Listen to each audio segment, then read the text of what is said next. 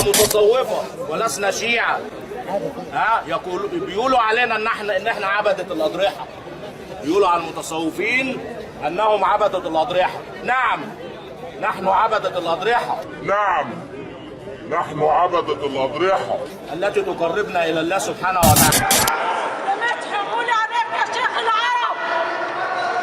بلمني يا شيخ العرب. مش بقولوا النبي يا شيخ العرب يا سيد. عليك النبي محمد. النبي سائل على ربه. مش بلمني يا شيخ العرب. وانصر الإسلام يا رب. عليك النبي محمد. الهدف يا كرام من عرض هذا المقطع والتعليق عليه ليس الشماتة بالناس ولا السخرية منهم ولا ازدراءهم، بالعكس كثير منهم لا يعرف الحقيقة وكثير منهم يقلد، هو شاف الناس بتعمل كده فبيعمل زيهم. الهدف هو اننا ناخد بأيدي هؤلاء القوم إلى الله عز وجل، نقول لهم تعالوا إلى رحاب الله، لا تذهبوا إلى رحاب المقبورين ولا إلى الأموات ولا إلى الأضرحة، بل اذهبوا إلى رحاب الله تعالى، ادعوا الله وحده، استغيثوا بالله وحده، تعلقوا بالله وحده، لا تتعلقوا بميت قد مات، فإن الميت لو كان ينفع أحدا لنفع نفسه في موته، لكنه مات وانتهى عمله من هذه الحياة، ولم يبق له بين يدي ربه عز وجل إلا ما قدمه هو في حياته، فيسأل عنه ويحاسب بين يدي الله. ورسول الله كان ينهى عن وجود الأضرحة، بل نهى رسول الله عن أن يفعل له هو شخصيا ضريح، نهى النبي عن وجود الأضرحة ولعن من يفعل هذا، كما في الحديث أن النبي صلى الله عليه وسلم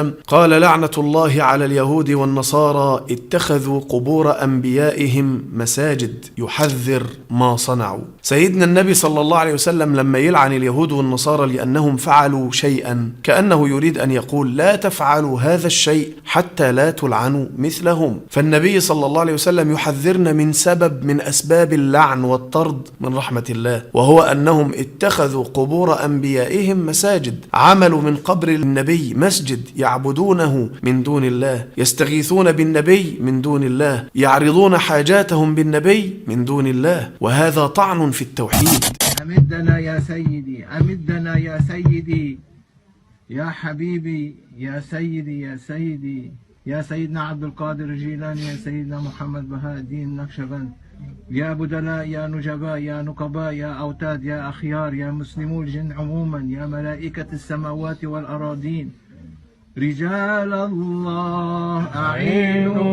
هذا الفعل الذي تفعلونه لا يجوز ولا ينبغي ولا يحل للمسلم. سيدنا النبي صلى الله عليه وسلم يقول إني أبرأ إلى الله أن يكون لي منكم خليل، فإن الله تعالى قد اتخذني خليلا كما اتخذ إبراهيم خليلا، ولو كنت متخذا من أمتي خليلا لاتخذت أبا بكر خليلا، ألا وإن من كان قبلكم كانوا يتخذون قبور أنبيائهم وصالحيهم مساجد، ألا فلا تتخذوا القبور مساجد إني أنهاكم عن ذلك. سيدنا النبي يقولها صراحة، إني أنهاكم عن ذلك. السابقين كانوا يتخذوا قبور أنبيائهم وصالحيهم مساجد، ورسول الله ينهانا عن ذلك. فهل للمسلم حجة إذا كان فعلا محبا لله ومحبا لسيدنا رسول الله صلى الله عليه وسلم؟ سيدنا رسول الله صلى الله عليه وسلم يخبر إن شرار الخلق عند الله هم هؤلاء الذين يتخذون القبور مساجد، فيذهبون إلى الأموات يستغيثون بهم ويتضرعون عندهم ويطلبون منهم الحاجات. يقول صلى الله عليه وآله وسلم: واعلموا أن شرار الناس الذين اتخذوا قبور أنبيائهم مساجد. هؤلاء أشر الخلق عند الله الذين اتخذوا قبور أنبيائهم مساجد.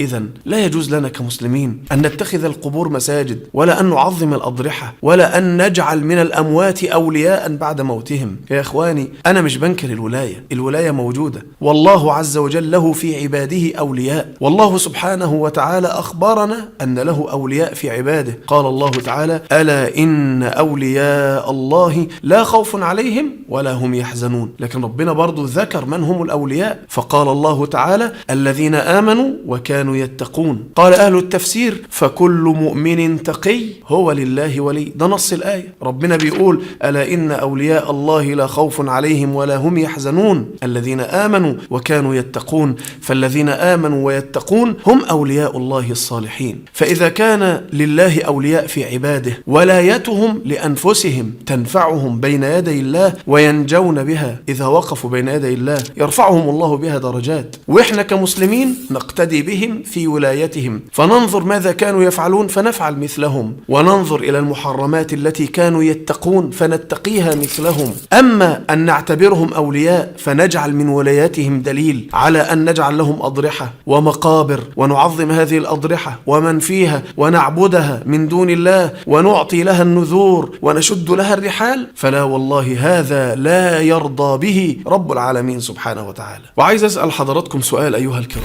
أيهم أعظم عند الله قدرا ومكانة وأيهم أحب إلى الله، سيدنا رسول الله أم أولياء الله الصالحين وآل بيت الرسول بعد الرسول؟ أيهم أحب إلى الله؟ لا شك أن أي مسلم هيقول سيدنا الرسول أحب إلى الله من أي مخلوق، وآل بيت الرسول يأتون بعد رسول الله، والأولياء الصالحين طبعا بعد رسول الله. طيب هل تعلموا يا كرام إن الرسول نفسه صلى الله عليه وسلم كان يحذر من أن يقام له ضريح أو أن يتخذ قبر عيدا بعد موته صلى الله عليه وسلم؟ زي ما حضراتكم شايفين على الشاشة كده، كان النبي صلى الله عليه وسلم يدعو ربه فيقول اللهم لا تجعل قبري وثنا لعن الله قوما اتخذوا قبور أنبيائهم مساجد. سيدنا النبي صلى الله عليه وسلم يلعن من اتخذ القبور مساجد ويدعو ربه بألا يتخذ قبر النبي صلى الله عليه وسلم وثنا، يعني لا يجعل قبر النبي صنما يعبد من دون الله. لأنك لما تعمل الضريح وسيلة للاستغاثة والناس تتعلق به والناس تطوف حواليه، انت كده عملت الضريح صنم الناس بتطوف حواليه والناس بتعبده من دون الله. والرسول كان يدعو ربه ألا يكون قبره وثنا يعبد من دون الله. فأيهما أولى، إن احنا نعمل للرسول ضريح صلى الله عليه وسلم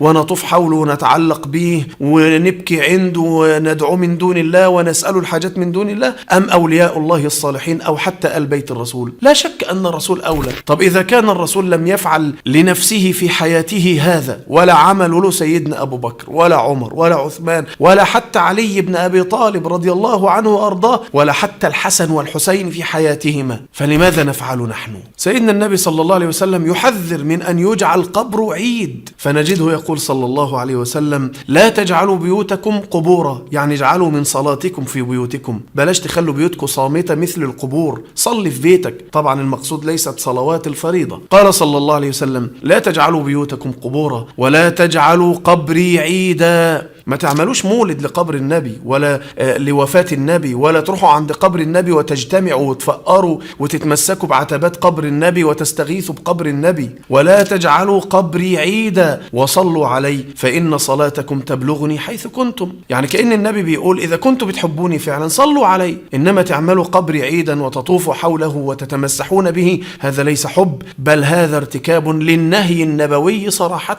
النبي يقول لا تجعلوا قبري عيدا وأنتم تجعلون قبر الرسول عيدا. فإذا كان الرسول نهى عن أن يجعل قبره عيدا، فمن باب أولى يكون النهي عن جعل أي قبر آخر غير قبر النبي عيدا من باب أولى. ورد عن سيدنا علي ابن الحسين رضي الله عنه وأرضاه إنه رأى رجلا يجيء إلى فرجة كانت عند قبر رسول الله صلى الله عليه وسلم فيدخل فيها فيدعوه. كان بيدخل في الفرجة دي عند قبر النبي ويدعوه، يعني يدعو النبي صلى الله عليه وسلم، يقول يا رسول الله أغثني، أطعمني، اسقني، عيالي دخلت المدارس إلى غيره. عمل إيه؟ فنهاه سيدنا علي ابن الحسين ابن علي ابن بنت رسول الله صلى الله عليه وسلم، نهاه فقال له ألا أحدثك حديثا سمعته من أبي عن جدي عن رسول الله صلى الله عليه وسلم. أبوه سيدنا الحسين، جد سيدنا علي عن رسول الله صلى الله عليه وسلم، ده جد الأكبر. قال صلى الله عليه وسلم لا تتخذوا قبري عيدا ولا بيوتكم قبورا وصلوا علي فإن تسليمكم لا يبلغني أين كنتم. نمتثل يا جماعة مع أمر النبي صلى الله عليه وسلم، نترك عبادة الأضرحة والقبور ونستغيث بالله الواحد القهار وحده سبحانه وتعالى. بعض الناس للأسف الشديد يذهبون عند المقابر يستغيثون بها ويطلبون منها الأرزاق. بعضهم يروح عند البدوي يقول يا بدوي أغثني، يا بدوي أطعمني، يا بدوي عيالي في المدارس ساعدهم. وهذا للأسف الشديد شرك صريح صحيح. طبعا أنا مش بتهم الشخص نفسه بالشرك لأنه ممكن يكون جاهل، لكن الفعل نفسه فعل شرك. يا جماعة لا يرزق إلا الله، ولا يعين إلا الله، ولا ينجي من المهالك إلا الله. الله عز وجل يقول في كتابه يا أيها الناس اذكروا نعمة الله عليكم هل من خالق غير الله يرزقكم من السماء والأرض لا إله إلا هو فأنى تؤفكون. هل من خالق غير الله يرزقكم؟ البدوي لا يرزق، الحسين لا يرزق، علي بن أبي طالب لا يرزق، آل بيت رسول الله لا يرزقون، الرسول نفسه صلى الله عليه وسلم لا يرزق.